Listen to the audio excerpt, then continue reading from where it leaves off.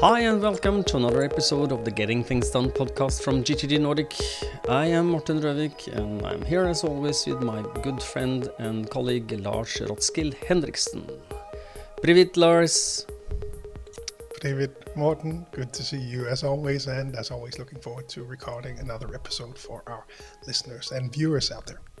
The purpose of our podcast is to help you learn GTD or become an even better GTDer, so we hope that today's episode supports you in that. And if you're new to GTD, we always recommend you go back and listen to episodes 1 through 6 to get an introduction to the basics of getting things done. This is episode number 71, I believe we agreed on, and today's topic is GTD and your summer holiday. Yes, and that entails you are going to have a summer holiday, and I think we both are. And the question one might ask oneself is why? Why have a vacation? No. Of course we know why you will have a vacation or a holiday, but why prepare for this? Why is it important to make good preparations? And I think that what we will discuss today will be you need to do something before and then during the vacation. How would you all the things you can do in a vacation? Are you going to do something work related, or are you going to do something like that? And we have different preferences on this, right? At least for this year. I might change next year. I don't know. I think so. Yeah, we don't know. We are trying things out, and we have touched upon this topic before. So some of you who will go back will understand that we do actually change our habits, or at least the way that our protocols for handling a vacation. So and that is normal. It's allowed to change. It's allowed to experiment. That's part of getting things done.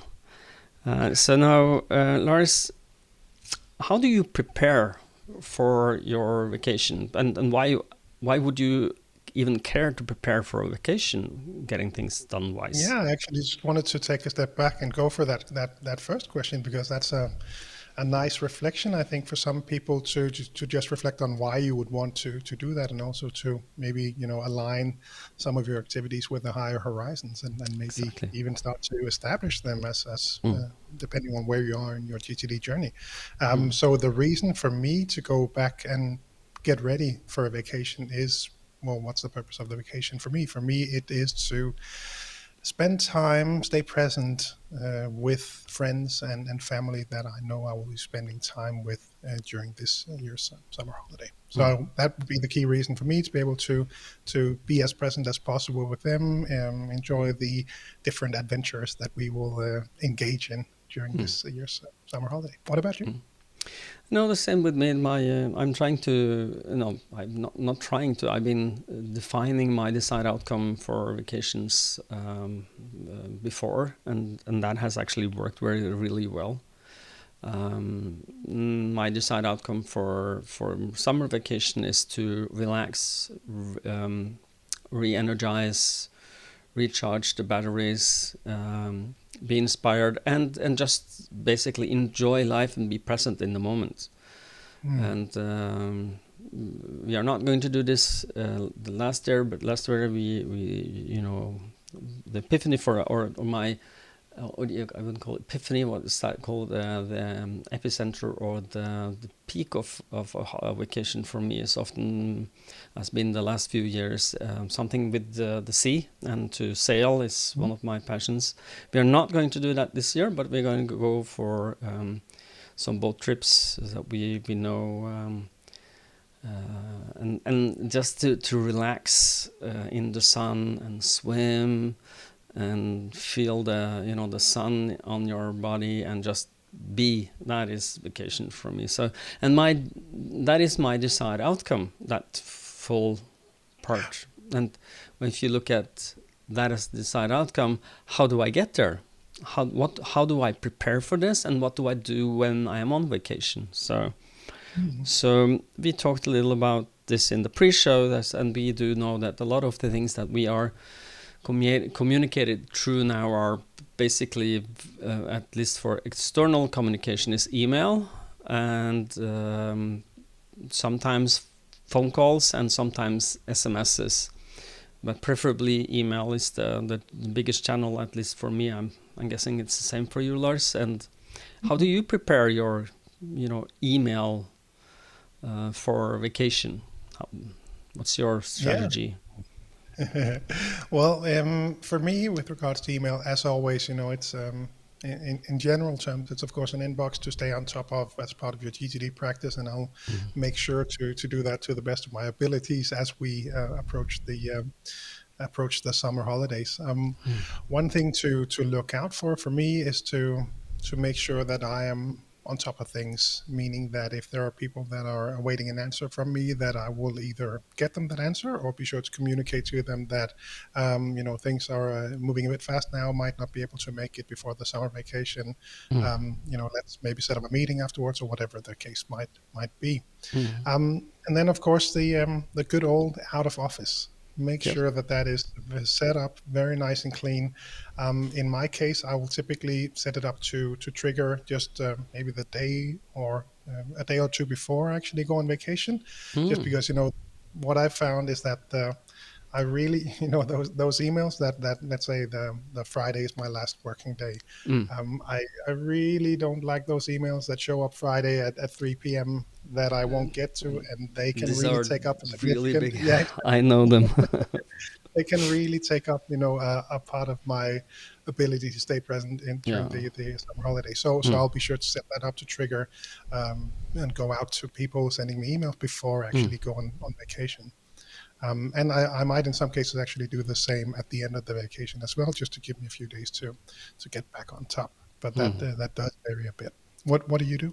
Well, I do the same. I start my email vacation a day before my real vacation, and just for the same reason as you do, is that if you send someone an email on a Friday and you understand they're on vacation, your expectations are lowered, especially if you define how they can expect, what kind of response they can expect. So if you do it on a Thursday before the Friday emails that are, hi, I'm on vacation, I'll be back 2 days after I'm back, you don't tell them, but you put the date in there so the people, you have a couple of days, and it can, I do not read emails this summer. That might be your case. I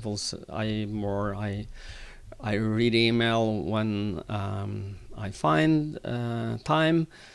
We will discuss that later on, but just to set the expectations on when you send me an email during my vacation, how and when can you expect an answer? So and to set up as an out of office reply, that helps a lot. Do you use an answering machine on your mobile? Do you use that? Yeah, exactly. And I might go in and change that as well to let people know that that I might be just more easily accessible via text, because that's also what you'll be finding in my out of office is to state the dates where I'll be gone, but also if you need my response urgently, please do send me a text. That's a standard part of my out of office email. And it really, it gives me a sense of calm that I know that people will have received that. They ideally have also read it and saw that, to reach me, they will need to send me a text. And otherwise, I'll get back to them as soon as I can when I'm back from my vacation. And if you have to get back to people after the vacation, how do you handle that during the vacation? I'm curious about how you handle it. So if I call you, I leave a message. Hey Lars, it's King Harald of Norway here. I wanted to do GTD for the castle. Can you come? We need Danish speaking. All the time. He keeps calling. Yeah. No, I would capture that and just really throw it in my inbox. In case it was the king, I might put it in the calendar to make sure I call back as soon as I was back. But otherwise, I would generally capture that in my list manager in my inbox, and because I know that's one of the first things that I'll be processing when I get back is to walk through that and pick up on those. Would you do the same, or how would you do it? Yeah, if I got a call during my vacation, Sometimes I want the calls to happen, and but if, and I will explain later a little bit why. But some of the calls I will just text people back, but I don't have an an answering machine message. Okay. So if people call, I will either, when I see them call, I've set up a template for I'm on a vacation, I'm back this and here. If it's nothing urgent, I'll call you. I'll get back to you then. If it is urgent, please send me an SMS about what it is, and we can set up a call. Yeah. Which Yeah, makes no, that's it. a good strategy. Yeah, I would typically go in there and I would, so I have the answering machine. If they left a message, I will typically listen to it because otherwise that will just be in my head. I Yeah. know my brain will not Yeah. say that. I have to go in there and listen if I they am left a message. curious. Yeah, exactly.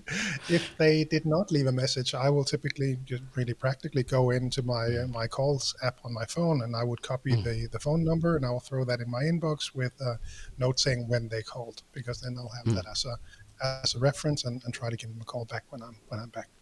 Mm. Yeah, me too. And let me just backtrack, because I have one exception of my rules for that, but I will get back to that. But if you just take a step back again, because I think there is more for us to cover during before the vacation, in preparation for the vacation, because email is one thing, but how do you handle your commitments, your actions, and your projects, work and private? Do you have a strategy Yeah. for that? Yeah. So one thing I'll be sure to do is do a good, solid weekly review to really go through and really look through all of the support material on all the projects and really dive into that, Me too. to really be well prepared and really get that good solid mind sweep in there in case there might be something lurking in there that you haven't captured yet, that you might want to handle before your vacation. That will be sure to go chasing for that. I can hear that's what you would do as well. Exactly. So, okay. So one of the things I do when I do this is because sometimes I'll need to look at my system during my vacation. Like if I capture in OmniFocus that I use, I tend to be distracted if there are some projects that are active and visible for me. So what I do is that when I go for a vacation, is that you have the possibility to pause a project, and then you can in OmniFocus, and that makes it also, you can set up a view where you will see only active projects, which means that if I go for my projects, I will see no projects. I'm really free, and that helps me focus on that. I'm not supposed to do work in my vacation time unless it's really urgent. Because I'm as you, I'm very easily distracted. Show me something shiny, as David would say. I will be looking at something interesting, and so I really need to clean the deck, or clear the deck in my OmniFocus to feel good about this. Do you do something like this, or do you have another No, and I strategy, do or you really don't need envy it? that feature. Yeah, no, I do envy that feature because obviously that's a very OmniFocus specific feature to set that review frequency on different projects, and I don't have that same option in my list manager, so can't really replicate that on my end.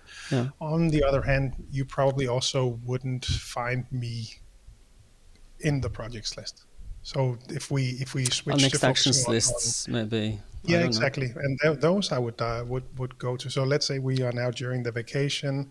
For me specifically this year, it'll be 2 weeks in Norway, 1 week in the summer house up there, and 1 week camping with my wife and the boys, and then 1 week in our summer house in Denmark.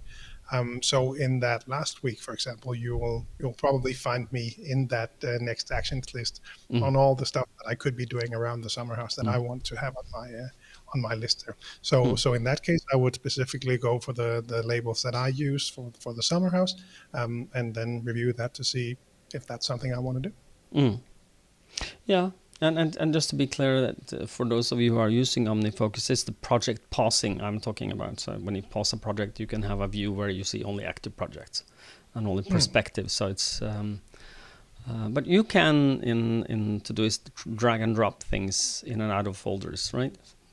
Absolutely, yeah. You can drag it all around any way you want. Yes, exactly. So if you have after the vacation, I will look at this folder projects, or just projects on pause or on hold or something. Yeah. And I would, in the case where I actually do need to go and have a look at my projects, let's say that there was some project that I wanted to work on during our summer break in the summer house.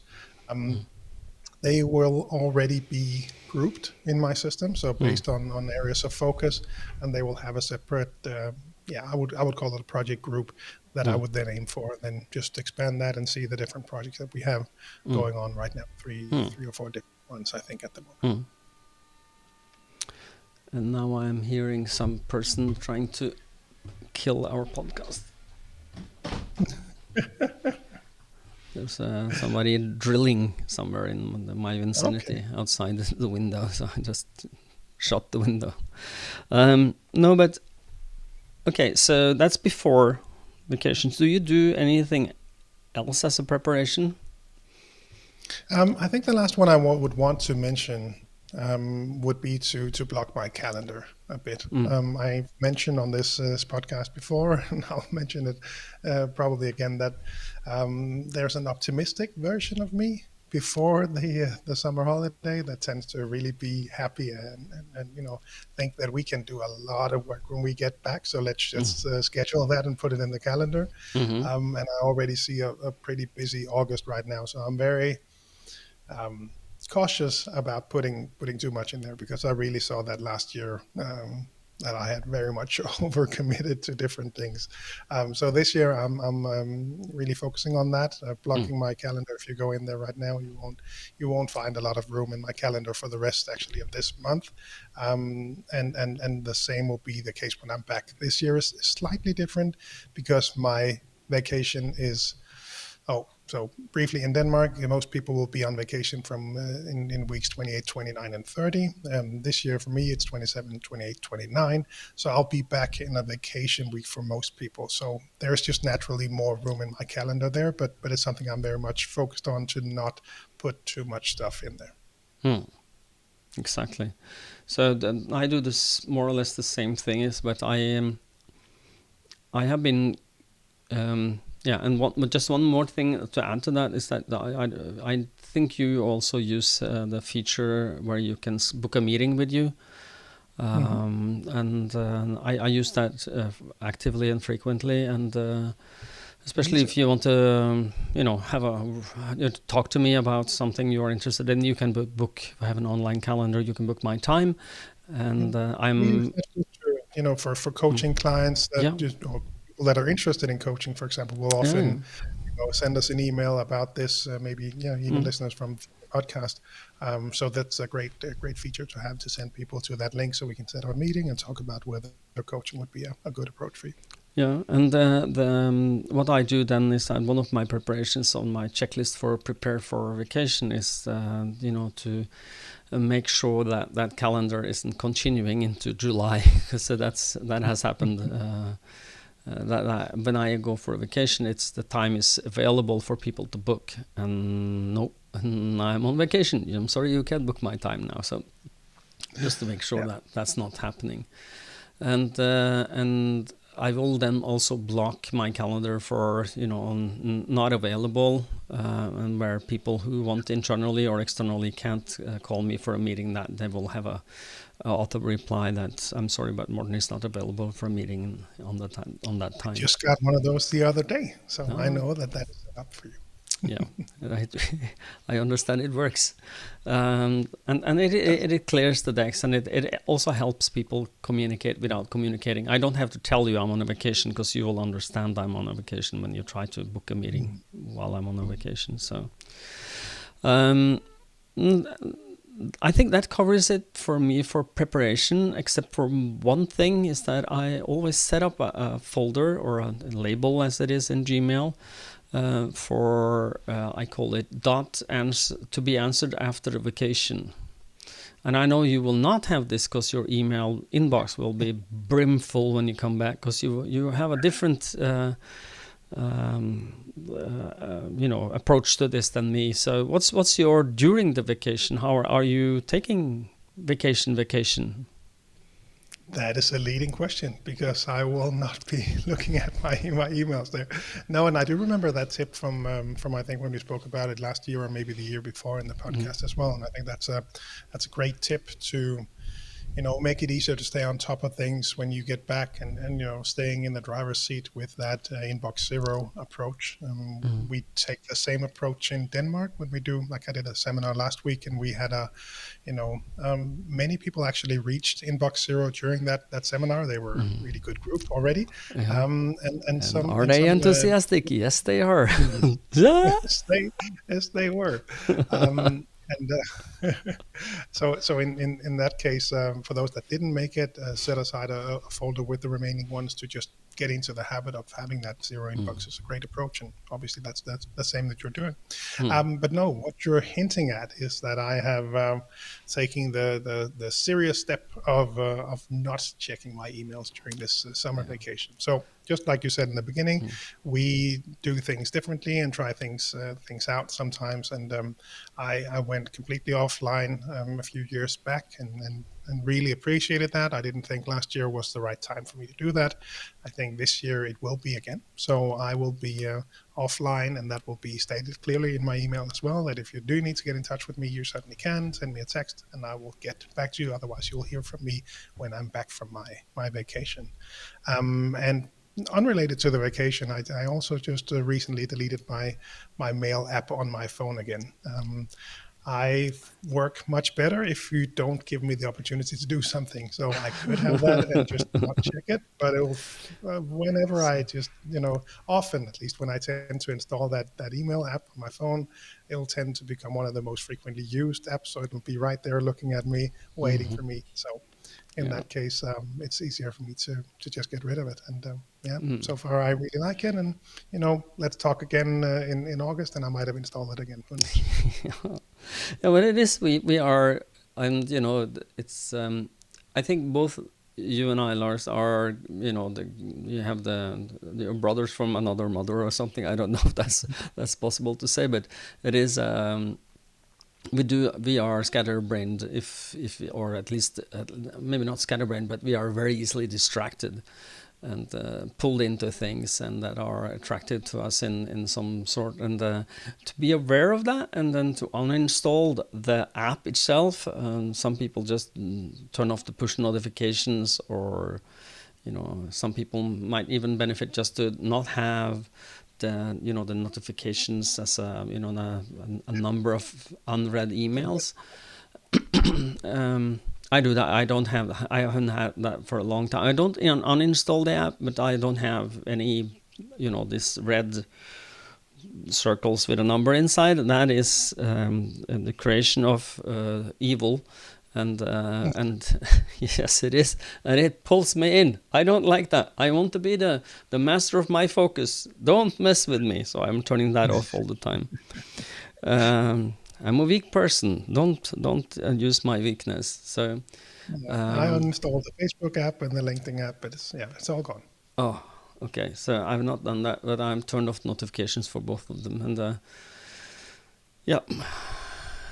it's But as long as you have some kind of the feeling that you are in control of this, that's the most important thing. And the way that I have done it right now, because with that, let's call it scatterbrain, I also have the FOMO part of really what might happen, what might be in there. So in that case, I have let's say a procrastination device that I can open, which is, I have the apps on my iPad. So I know that I can just go there and look if I actually do want to go in there and have a look at what's going on LinkedIn or email or whatever it might be. But I find that oftentimes I don't like responding to emails on my phone.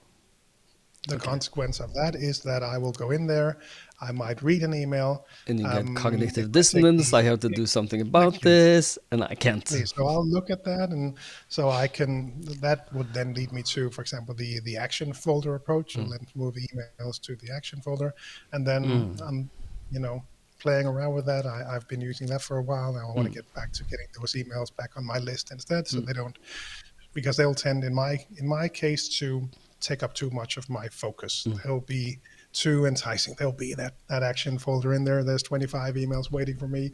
And I'm sure all those 25 people are just standing there looking at their screen waiting for me to respond to that email. So I just go in there and get that done.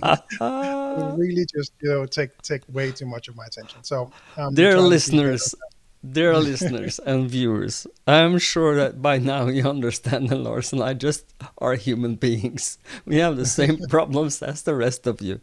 The only difference is that we are maybe more in touch with our weaknesses, and we have a system called Getting Things Done to try and avoid, overwhelm and full on stress. So, but good on you, Lars. But it might be the case. You never know. The king might have sent me an email by now as we're Yeah. recording. Who knows? Yeah. It's How about have so Sille, your wife, read your email for you to look at yeah, something? exactly. So that'd be nice. Yeah. Yeah. No. No, but I might. I'm not saying I will, but I'm a little inspired by your Go Cold Turkey email. And the only reason that I read email in the summertime is, or in the vacation time, is that very, very seldom there's something that's urgent. But sometimes in the summertime, I get emails from journalists who want me to be participate in a radio program, or just be interviewed for an article they want to write, and being an entrepreneur, small business owner, we are, it's, at least for me, we are, it helps when people writes about you or want to interview you or do a radio. People are, the ones who are not then working, sorry, the ones that are working and still reading something will have something valuable that I can give them. But I am, and that's why I read email during my vacation. But maybe I should then just say that if you're a journalist, out of office reply, if you're a journalist, please send me an SMS. I really want to hear from you. And I want to take time out of my vacation to talk to you because you are important for me. And the rest of you, sorry. I was just going to say that kind of implicitly says something Yeah, about all the other people. I'll have to find a wording there where I will not alienate all the potential clients out there or existing clients. So okay. Yeah. Okay. And otherwise, I mean, mm, during the summer, you'll find my inbox to be capturing a lot of stuff as it shows up. mm, I think if I reflect back on the past year's vacation, it'll have a pretty clear trend towards a lot of stuff showing up at the beginning, and mm, then slowly slowing down mm, as the vacation progresses. And it typically will pick up again when I do my half year review, as we spoke mm, about a few years ago on the podcast as well. I'll this year be again taking a walk somewhere alone in the mountains of Norway, somewhere for some hours, just alone, and just sitting down, reflecting on the higher horizons, and really looking forward to that. And obviously there will be a lot of stuff being captured there, so it's mm, not like I won't be thinking of work at all during the vacation. Just mainly triggered from my half year review. I think that'll be. mm, That's my expectation. Let's check in mm. again after the summer holiday to see how it Yeah. goes. And we will do a check-in episode for you after the vacation. We are, getting back on the GTD horse or on your game again after vacation is probably an episode we will make, or at least we are talking about it. So stay tuned.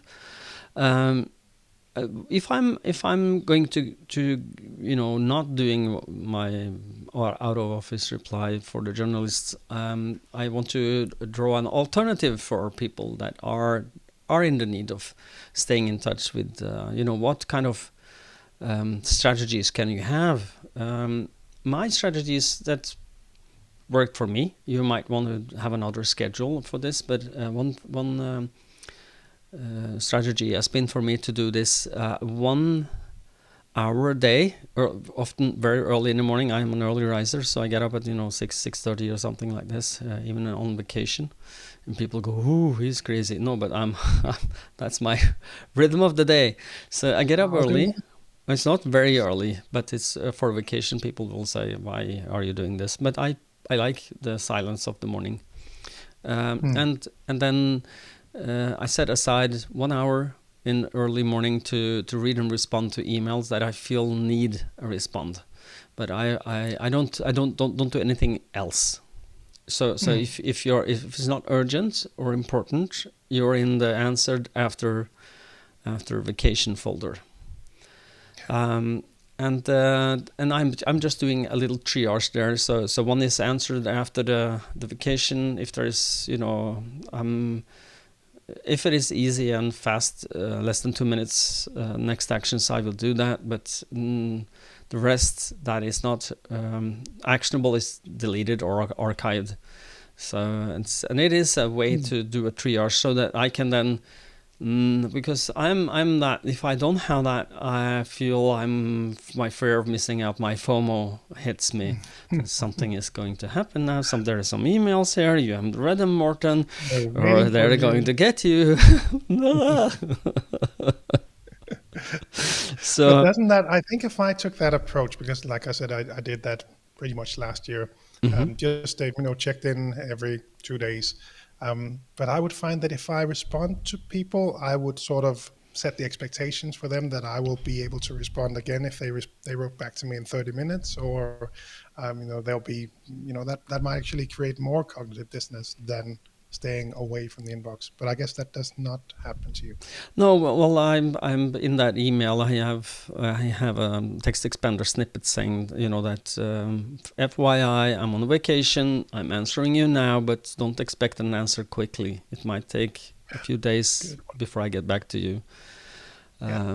So when I respond, and I need my MacBook to do this, so that's I have to open it, and I have to boot Chrome to get into the Gmail and to do that. So it is a and I do my very best not to read emails on my phone unless I'm waiting for something important, and I'm on the go. So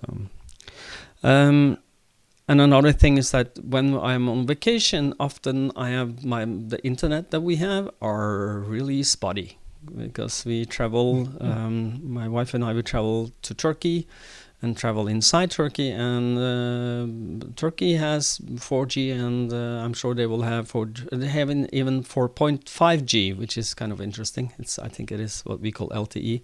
And real 4G, not fake 4G, but it is spotty, and so and it is like both water and electricity in parts of Turkey. It's sometimes not existing. So they sometimes stop the water for a couple of hours, and sometimes electricity goes, so you don't have. So that's. We had that in Norway. We had a cabin that had absolutely no water and no electricity. So. And even may have an outdoor toilet. I know that. That's called vacation for Norwegians, and some Danes I hear. So, but on a permanent basis, where you are expecting running water and expecting electricity and expecting 4G coverage, it's a surprise sometimes if you get it, and you are then happy, praising the higher mights of the internet and interwebs and electricity people and water people, saying that thank you, we have water today. So or internet. So no, but that gives that is a little difficult traveling. So I'm setting myself up to a little stress. I'm more and more leaning towards now doing the Lars approach for vacation, going cold turkey.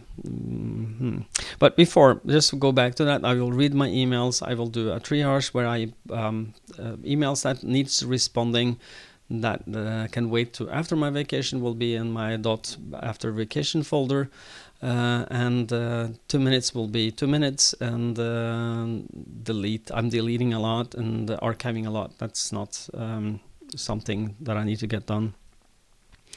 And responding to that emails I need to get to respond to, like from the journalist. But that's been my approach, an hour a day maximum, because I'm like you, I can get pulled into things. And when you're on a vacation, you should be on a vacation and unwind. So I feel I'm more and more attracted to the Lars method. I understand. it's a better approach for me. So, okay. So, do you have anything to add to this, Lars? So, No, I think we covered pretty much what I had in mind about, setting yourself up for having a good vacation, and talked a bit about the different strategies for how you might use GTD during a vacation. So the system might still come into play if you do want to use it, still capturing away with all the good stuff that might show up. And, no, I think we covered pretty much all on my list. Yeah. And the only thing that I would like to add is that for capturing, I'm a little hesitant to say this because we are fresh out of Zebra pens for the capture wallet, but I'm loving my capture wallet when I'm on the Zebra pen in Japan. They stopped making them, so now it's a little crease in our little web shop, more than 2 of them. But I love my capture wallet when I'm on a vacation because I need cards, I need cash, I need to take it with me, and I need to be able, to write things out of my head as they show up, and I also use a little plastic zip lock. I would call it bag, but it is like a Ziploc envelope of a enforced plastic with the grid reinforcement in nylon, and that works really well. That's my inbox. So I capture it in my wallet, and I then just toss it in there, and then that follows in the backpack wherever we go. So I have my ideas and potential to-dos, next actions are captured somewhere. That I know I will get back to, and that is safe and sound. So, are we at the end of this episode, Lars?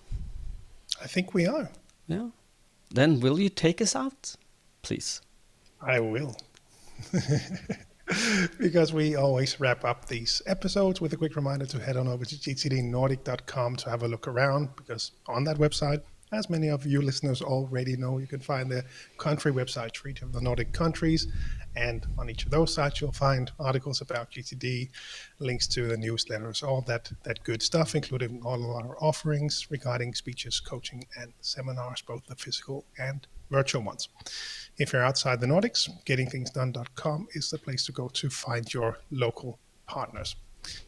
And as always, we really hope that you find these episodes valuable. And if this episode or GTD in general has made a difference in your life, then please help us by spreading the message to more people with a rating on Apple Podcasts, Spotify, wherever you listen. It really helps other people discover and learn GTD, which is why we are here. And then lastly, wishing you a great summer vacation. This is our last episode before the summer break, so we plan to be back on August 17. Exactly. But then with an episode that will help you get back on your game. Let's do that. Yeah. And I just want to say thank you to all who's, rating us, giving us a thumbs up. And we have a lot of emails from people giving us thumbs up.